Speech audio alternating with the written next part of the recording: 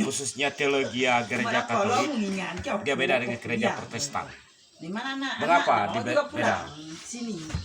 Kalau orang Protestan, kalau orang meninggal, mereka diambil dari segi Alkitabiah, berarti tertidur. Makanya orang itu tidak punya hari arwah, tidak ada untuk membersihkan kuburan kalau orang Kristen Protestan. Lain halnya dengan gereja Katolik. Kalau gereja Katolik dia ada hari arwah. Karena mereka Protestan tidak memiliki hari arwah, karena tempat kuburan ada tempat tertidur, tempat istirahat tertidur. Itu bahasa mereka ambil dari kata bahasa Alkitabiah, yang artinya pasio. Kalau bahasa Latinnya bilang pasio, berarti artinya tertidur. Mengapa Tuhan Yesus sendiri dalam Injil mengatakan waktu dia membangkitkan anak Yorius yang sedang mati, apa katanya? Dia tidak mati, dia hanya tertidur. Itu pertama. Waktu perjalanan, Yesus bertemu dengan seorang janda dengan beberapa orang menggotong anaknya yang sudah meninggal. Mengapa? Orang meratapi dia, menangis, dan kata Tuhan Yesus pada kala itu, dia tidak mati, dia hanya tertidur. Itu dasar dari Alkitabiah yang orang Protestan imani, maka mereka tidak ada memiliki hari arwah. Mereka yang meninggal bagi gereja Kristen Protestan hanya tertidur. Berarti dalam bahasa gereja bilang pasio. Kecuali dengan gereja Katolik. Itu perbedaan di teologi ya. Perbedaan di teologi antara gereja Kristen Protestan dengan gereja Katolik. Duduknya pula yang kita imani sopan. sekarang.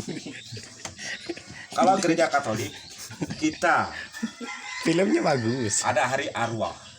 Berarti kita mengenang para arwah leluhur kita, arwah para kudus, arwah orang yang kita sayangi, kita cintai, warga kita yang udah dipanggil.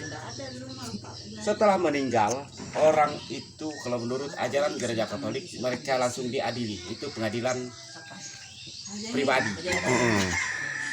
Pengadilan pribadi sejak orang itu meninggal, mereka diadili. Apakah orang ini meninggal, dia langsung bisa masuk ke kerajaan surga, atau dia masuk ke neraka?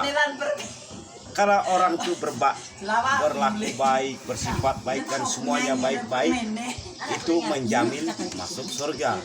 Kalau orang itu bersifat pakal, jahat, melakukan tindakan kejahatan, dia langsung otomatis masuk surga, masuk neraka.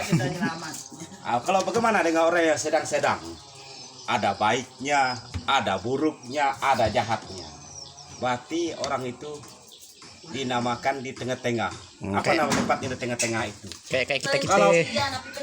Kalau bahasa gereja bilang purgatorium namanya, bukan api penyucian. Kalau bahasa kita sehari-hari bilang api penyucian. Api penyucian itu fungsi api penyucian ya perlu kita imani, yang gereja Katolik imani. Ibarat kita emas kalau disepuh, dicuci atau dia kasih ke api, dia menjadi emas murni. Berarti sejak kita mati, arwah kita mati di api penyucian akan dimurnikan, supaya kita yang ada jahatnya dihilangkan dari situ, dimusnahkan oleh api penyucian di tempat purgatorium itu tadi. Setelah menjadi baik, barulah kita layak bersatu dengan para kudus di surga.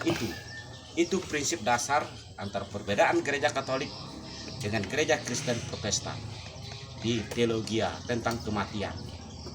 Oke, setuju? Kalau setuju katakan amin.